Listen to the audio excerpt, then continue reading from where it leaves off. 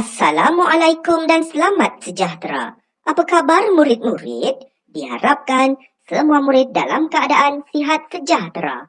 Saya mengajar kalian subjek bahasa Melayu yang bertajuk Potret Kejayaan.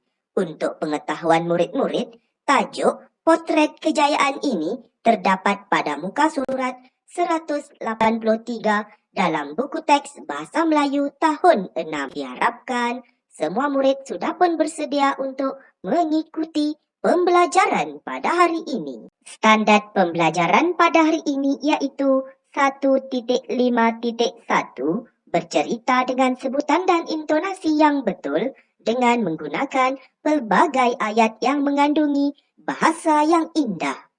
Objektif pembelajaran pada hari ini iaitu pada akhir pembelajaran dan pemudahcaraan, murid akan dapat bercerita dengan sebutan dan intonasi yang betul mengenai potret kejayaan dengan menggunakan 4 jenis ayat dan 2 ragam ayat yang mengandungi bahasa yang indah.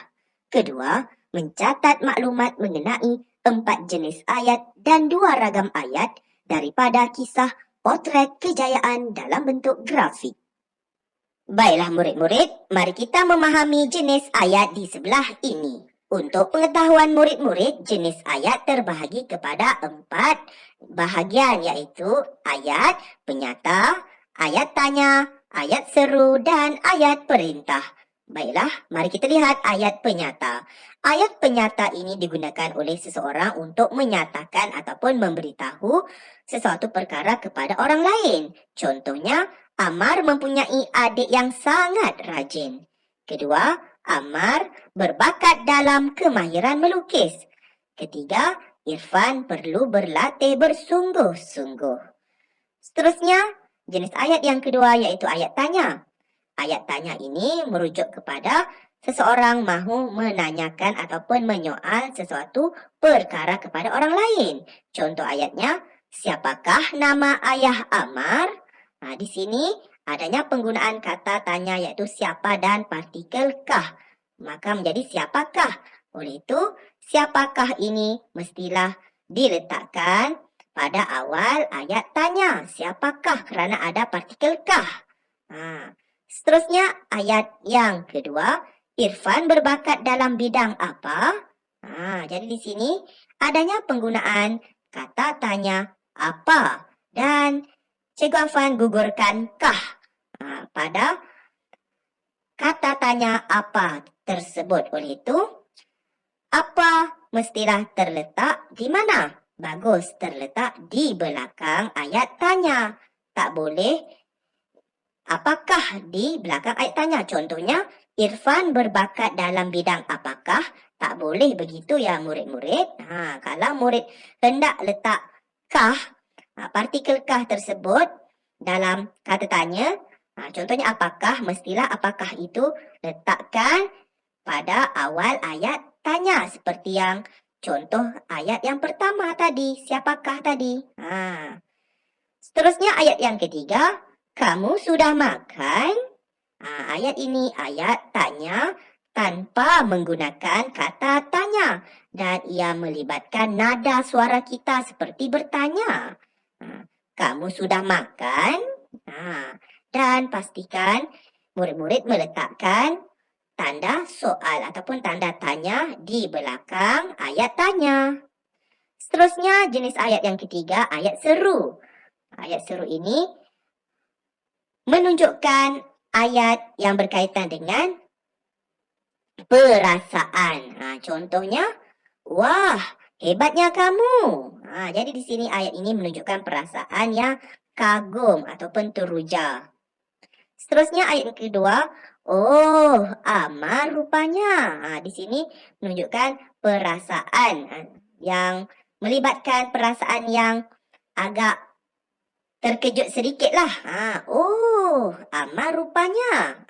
Kan? Macam tidak disangka-sangkakan. Kan? Seterusnya, ayah sudah pulang. Tu contoh ayat serunya. Mungkin ada banyak lagi contoh-contoh ayat seru.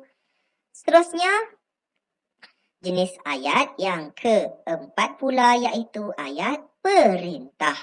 Contohnya, buang sampah itu. Jadi di sini ayat ini merujuk kepada ayat suruhan.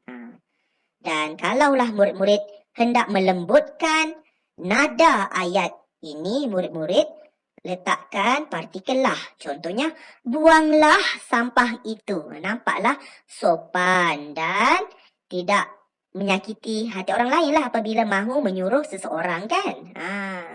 Seterusnya, ayat yang kedua, jemput duduk di situ.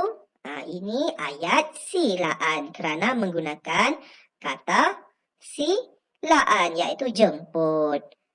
Seterusnya, tolong bantu adik kamu.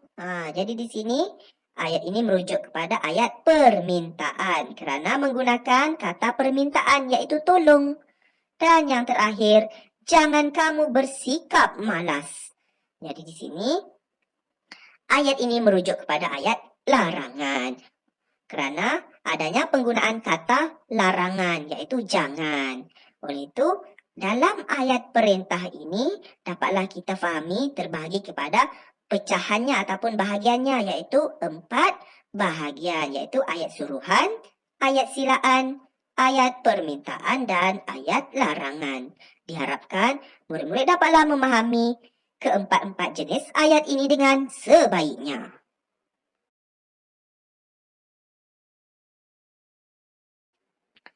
Seterusnya, mari kita memahami ragam ayat di sebelah ini.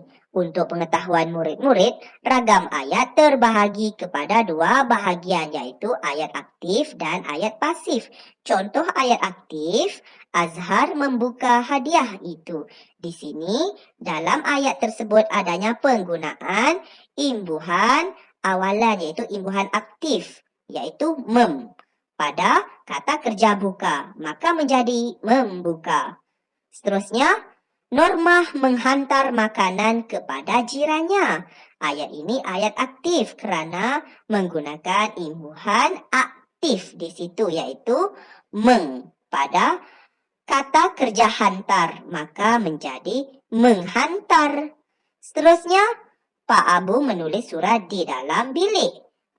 Ayat ini ayat aktif kerana adanya penggunaan imbuhan awalan iaitu imbuhan aktif me pada kata kerja tulis, maka menjadi menulis. Seterusnya, yang keempat, Zakiah mendaki Gunung Kinabalu pada tahun lepas. Ayat ini ayat aktif kerana menggunakan imbuhan awalan iaitu imbuhan aktif men pada kata kerja daki, maka menjadi mendaki. Seterusnya, kita lihat di sebelah kanan itu ayat pasif. Contohnya, hadiah itu dibuka oleh Azhar. Dalam ayat pasif ini adanya penggunaan imbuhan di. Disitulah imbuhan awalan pada kata kerja dibuka. Dan ditambahkan dengan oleh. Seterusnya yang kedua, pasu itu tersepak oleh Rafidah. Di sini adanya imbuhan awalan ter pada kata kerja sepak. Maka menjadi tersepak dan disertakan juga dengan oleh di situ. Seterusnya yang ketiga, makjah kehujanan pada petang tadi. Jadinya di sini adanya penggunaan imbuhan apitan ke-an tersebut. Maka menjadi kehujanan. Dan yang keempat, contohnya, pinggan itu telah saya cuci. Tak boleh ayat ini menjadi pinggan itu dicuci oleh saya kerana ayat ini adanya penggunaan kata ganti nama diri pertama iaitu saya. Maka menjadi pinggan itu telah saya cuci. Faham ya murid-murid? Diharapkan murid-murid dapatlah memahami maklumat ini iaitu ragam ayat dengan sebaiknya.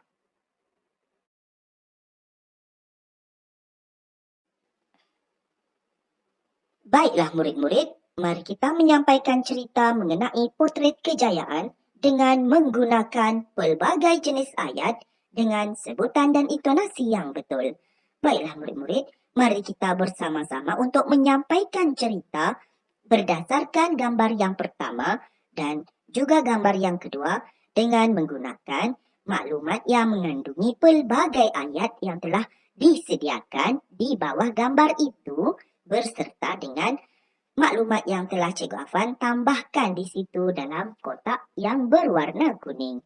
Oleh itu, marilah kita bersama-sama untuk mengujarkannya. Oh, alangkah gembiranya! Jerit Irfan sambil melonjak keringat. Pada wajahnya terpancar kepuasan yang tidak terhingga. Seperti bulan jatuh ke riba. Dia berasa gembira sekali. Dia telah membuktikan dirinya berjaya dalam bidang lukisan yang diceburinya. Dia amat bersyukur atas kejayaan yang dicapainya itu. Seterusnya kita beralih pada gambar yang kedua pula. Kejayaan Irfan tidak tercipta dalam sekelip mata.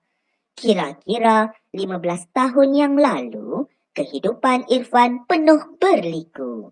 Namun, Irfan tidak patah semangat. Pesanan orang tuanya sentiasa dijadikan pegangan. Jangan berputus asa, Irfan. Hari tidak selamanya panas.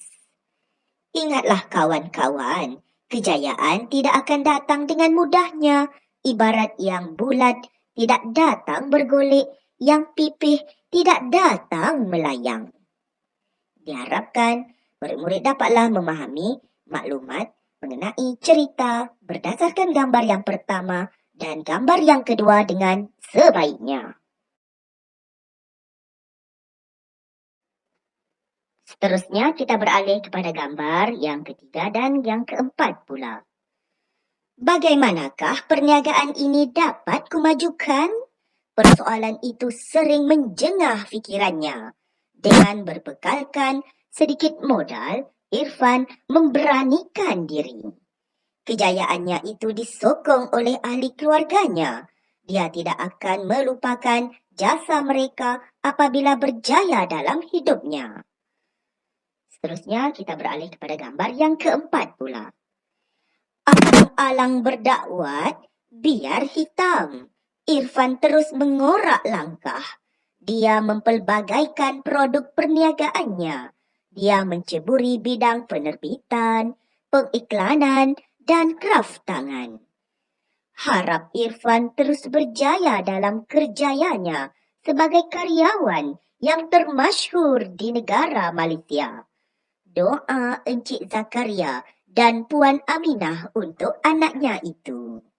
Diharapkan murid-murid dapatlah memahami maklumat yang terkandung dalam gambar yang ketiga dan juga gambar yang keempat ini dengan sebaiknya. Seterusnya, mari kita mengecam jenis ayat dan ragam ayat yang terdapat dalam kisah potret kejayaan. Baiklah murid-murid, berdasarkan teks cerita yang telah kita membacanya tadi, adanya penggunaan jenis-jenis ayat dan juga ragam ayat. Lihat di sini kita bersama-sama untuk menganalisis maklumat iaitu cerita yang telah kita baca tadi. Oleh itu kita lihat yang pertama, oh alangkah gembiranya. Itu merupakan ayat seru iaitu jenis ayat seru. Seterusnya kita lihat lagi di situ.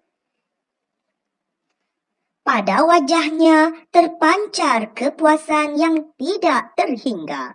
Lihat di situ, ayat ini merujuk sebagai jenis ayat iaitu jenis ayat penyata. Kemudian kita lihat lagi di bawahnya di situ dalam kotak berwarna kuning. Dia membuktikan dirinya berjaya dalam bidang lukisan yang diceburinya. Ayat ini merupakan ayat aktif kerana menggunakan kata kerja aktif iaitu membuktikan. Jadi apabila adanya penggunaan kata kerja aktif dalam ayat maka menjadi ayat aktif.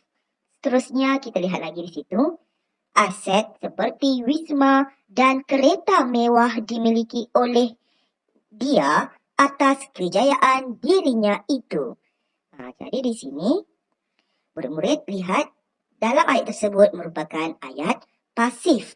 Ayat pasif ini adanya penggunaan kata kerja pasif yaitu dimiliki. Dimiliki ini merupakan kata kerja pasif. Oleh itu dapatlah kita fahami bahawa kata kerja pasif akan membentuk ayat pasif. Mudah kan murid-murid? Seterusnya kita beralih pada gambar yang kedua pula. Kita lihat maklumatnya di situ.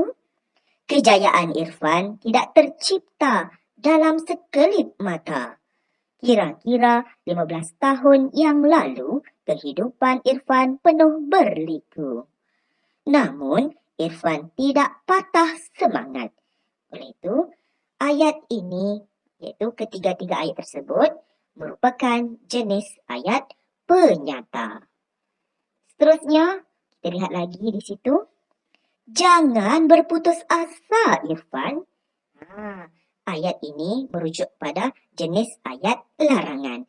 Oleh itu, dalam ayat larangan adanya penggunaan kata larangan iaitu jangan. Seterusnya kita lihat lagi di bawah itu. Ingatlah kawan-kawan, kejayaan tidak akan datang dengan mudahnya. Ibarat yang bulat tidak datang bergolek, yang pipih tidak datang melayang. Dalam ayat ini merujuk kepada ayat perintah iaitu ayat suruhan. Apakah penyebabnya ayat ini menjadi ayat perintah? Lihat di situ, ingatlah. Maksudnya di sini ayat ini ayat suruhan iaitu menyuruh. Menyuruh siapa? Menyuruh kawan-kawan iaitu kita semualah. Jadi di sini ayat ini ayat suruhan. Maka ayat suruhan ini perlu kita lafazkan atau perlu kita ujarkan dengan nada yang sesuai di sini. Seperti nada suruhan. Diharapkan murid-murid dapatlah memahami jenis-jenis ayat dan juga ragam ayat dalam teks cerita ini bagi gambar yang pertama dan juga gambar yang kedua dengan sebaiknya. Seterusnya kita beralih kepada gambar yang ketiga pula. Oleh itu kita bersama-sama untuk mengenal pasti ataupun mengecam jenis ayat dan juga ragam ayat yang terkandung dalam teks petikan cerita ini bagi gambar yang ketiga dan juga gambar yang keempat. Oleh itu kita lihat gambar yang ketiga terlebih dahulu dan kita lihat ayatnya di situ. Bagaimanakah perniagaan ini dapat kumajukan? Apakah jenis ayat ini? Ya, ini merujuk kepada jenis ayat tanya kerana menggunakan kata tanya iaitu bagaimana. Seterusnya, kita lihat lagi di bawah itu. Kejayaannya itu disokong oleh ahli keluarganya. Ayat ini merujuk kepada ragam ayat iaitu ayat pasif. Kerana adanya penggunaan kata kerja pasif iaitu disokong. Seterusnya, kita lihat lagi di situ. Dia akan mengenang jasa mereka apabila berjaya dalam hidupnya. Ayat ini merupakan ragam ayat iaitu ayat aktif kerana menggunakan kata kerja aktif iaitu mengenang. Seterusnya, kita beralih pada gambar yang keempat pula. Oleh itu, ayatnya di situ. Irfan terus mengorak langkah. Jadi di sini, dapatlah kita fahami, ayat tersebut merupakan ayat aktif. Lagi di situ, dia mempelbagaikan produk perniagaannya. Ayat ini juga merupakan ayat aktif. Kemudian, dia menceburi bidang penerbitan, pengiklanan dan kraft tangan. Ayat ini juga merujuk kepada ayat aktif. Oleh itu, ayat aktif merupakan ragam ayat. Dalam ayat aktif ini adanya penggunaan kata kerja aktif. Lihat di situ, mengorak. Mengorak ini merupakan kata kerja aktif. Lagi, mempelbagaikan. Mempelbagaikan ini merupakan ayat aktif. Dan lihat di situ lagi, menceburi. Menceburi ini merupakan ayat aktif. Mudah kan murid-murid? Seterusnya kita lihat lagi ayat yang lain. Harap Irfan terus berjaya dalam kerjayanya sebagai karyawan yang termasyhur di Malaysia. Lihat ayat tersebut. Ayat ini merujuk kepada jenis ayat, iaitu ayat perintah, iaitu ayat permintaan. Kerana apa? Kerana adanya penggunaan kata permintaan, iaitu harap. Oleh itu, apabila dalam ayat itu menggunakan kata permintaan, maka menjadi ayat permintaan. Mudah kan murid-murid? Diharapkan murid-murid dapatlah memahami dan juga menjelaskan jenis ayat dan juga ragam ayat yang terkandung dalam teks petikan cerita ini bagi gambar yang ketiga dan juga gambar yang keempat dengan sebaiknya. Kini tiba masanya, mari kita mencatat jenis ayat yang terdapat dalam kisah potret kejayaan tadi ke dalam bentuk peta pokok di sebelah ini. Sila rujuk slide aktiviti 2 tadi untuk mendapatkan ayat tersebut. Tuliskannya dalam buku pemahaman. Baiklah murid-murid, untuk tugasan aktiviti yang ketiga ini sangatlah mudah, iaitu murid perlu mencatat semula jenis-jenis ayat yang telah kita bincangkan tadi dalam slide aktiviti 2 tadi untuk dicatatkan ke dalam bentuk peta pokok seperti yang murid lihat di sini. Mudah kan murid-murid? Jadi di sini murid-murid perlu mencatat jenis ayat tersebut dengan tulisan yang kemas dan ejaan yang betul. Seterusnya, mari kita mencatat ragam ayat pula yang terdapat dalam kisah potret kejayaan tadi ke dalam bentuk peta pokok di sebelah ini. Sila rujuk slide aktiviti 2 tadi untuk mendapatkan ayat tersebut. Tuliskannya dalam buku pemahaman. Baiklah murid-murid, untuk aktiviti yang seterusnya ini, murid perlu mencatat semula ragam ayat yang telah kita bincangkan tadi dalam teks petikan cerita, iaitu dalam slide aktiviti 2 tadi untuk dicatatkannya semula ke dalam bentuk peta pokok seperti yang murid dapat lihat di sini. Mudah kan murid-murid? Diharapkan murid-murid dapatlah menyiapkan tugasan ini dengan sebaiknya. Selamat berjaya ya murid-murid. Semoga kita bertemu lagi dalam pembelajaran dan pemudah caraan pada hari yang lain. Sekian, terima kasih.